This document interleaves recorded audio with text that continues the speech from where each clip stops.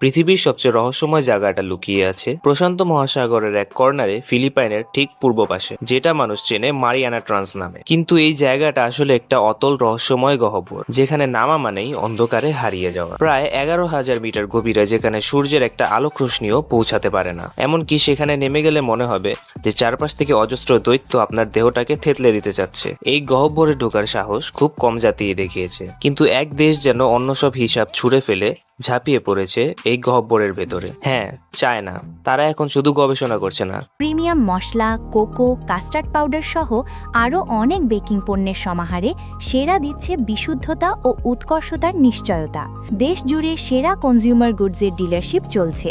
তারা সমুদ্রের এই গভীরে এখন রোবট পাঠাচ্ছে, সমুদ্রের তলে স্থায়ী ঘাঁটি বানানোর শখ কষছে। এমনকি সমুদ্রের গভীরে যে সকল খনিজ আর সম্পদ রয়েছে তা আগেভাগে নিজেদের করে নিতে তারা মরিয়া হয়ে রয়েছে। অন্যদিকে যুক্তরাষ্ট্র সহ পশ্চিমা সকল দেশগুলোই মহাসাগর গবেষণার আগ্রহ হারিয়ে ফেলেছে। তাহলে প্রশ্ন ওঠে, মারিয়ানা ট্রেন্সের গভীরে এমন কি আছে যার জন্য চীন এত মরিয়া হয়ে উঠেছে? কেন সমুদ্রের গভীরে গড়ে তুলছে রোবটের ঘাঁটি? চলুন আজ এগুলোই জানবো। সমুদ্রের উপরে ঝকঝকে আলো থাকলেও নিচে নামতে নামতে পুরোপুরি পাল্টিয়ে যায় সেই চেনা পৃথিবীটা। প্রায় 200 মিটার পর্যন্ত পানির স্তরটা আলো এবং প্রাণে ভরা, কিন্তু এরপরেই শুরু হয় অন্ধকারের রাজত্ব। যত নিচে নামা হয় ততটাই আলো কমে যেতে থাকে আর পানির চাপ বাড়তে থাকে ভয়ঙ্কর ভাবে, যেন চারপাশ থেকে কোনো অদৃশ্য হাত ধীরে ধীরে আপনাকে চেপে ধরছে। 1 কিলোমিটার নিচে পৌঁছতেই সূর্যের আলো পুরোপুরি ভাবে হারিয়ে যায়, আর সেখান থেকেই শুরু হয় এক অদ্ভুত জগৎ, যেখানে প্রাণীরা নিজের শরীর থেকেই আলো জ্বালিয়ে নিজের খাবার বা শিকার খুঁজে বেড়ায়।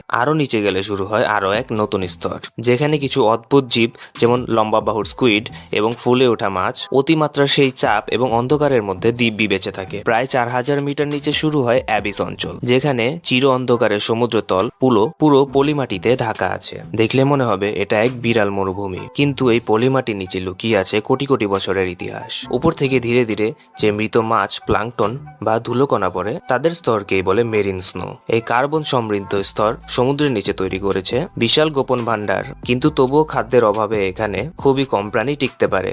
তবে মাঝে মাঝে এখানে নামে এক দুর্বল অতিথি, যেমন যদি কোনো তিমি মাছ মারা গিয়ে সমুদ্রের তলে পড়ে, তখন তার চারপাশে হঠাৎ করেই গড়ে ওঠে এক নতুন জগৎ, যেটা বছরের পর বছর ধরে টিকে থাকে। আর একেই বলা হয় ওয়েল ফল। আর এরও নিচে প্রায় 6,000 মিটার পেরিয়ে চালু হয় ট্রেঞ্চের রাজত্ব। এমন জায়গায় চলে আসার মানে সমুদ্রের এমন জায়গায় নামা যেখানে সমুদ্রের চাপ সমুদ্র পৃষ্ঠ থেকে 6,000 গুণ বেশি। চ্যালেঞ্জার দ্বীপ, যেটা মারিয়ানা ট্রেন্সের সব থেকে গভীর জায়গা, প্রায় 11,000 মিটার নিচে, যেখানে পাওয়া গেছে কিছু অদ্ভুত বিশাল এককোষী প্রাণী আর ধবধবে সাদা চিংড়ির মতো জীব। সব থেকে অবাক করার বিষয় হলো মানুষ মাত্র 2বারই এই চ্যালেঞ্জার দ্বীপ ছুঁয়ে এসেছে। প্রথমবার ছিল 1960 সালে জ্যাক পিকার এবং ডন ওয়ার্ল্ড নামে 2 সাহসী মানুষ এখানে পৌঁছায়, আর 2012 সালে এখানে ডুব দেন বিখ্যাত ফিল্ম মেকার জেমস ক্যামেরন।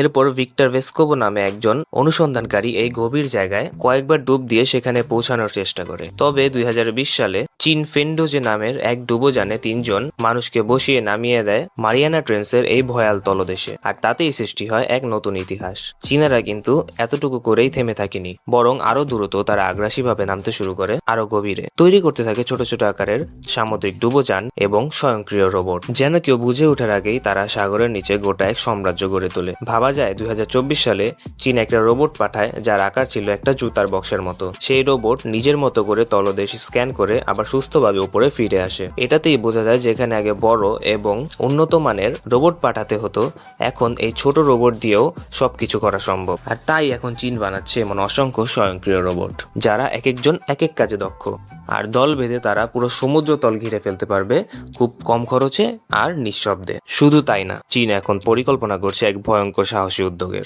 এমন কিছু যা অন্য কোনো দেশ কখনো ভাবতেও সাহস পায়নি। এই অন্ধকার আর চাপাময় সমুদ্রের নিচেই লুকিয়ে আছে অমূল্য এক ভান্ডার, প্রাকৃতিক সম্পদ আর বিজ্ঞানের এক না বলা রহস্য।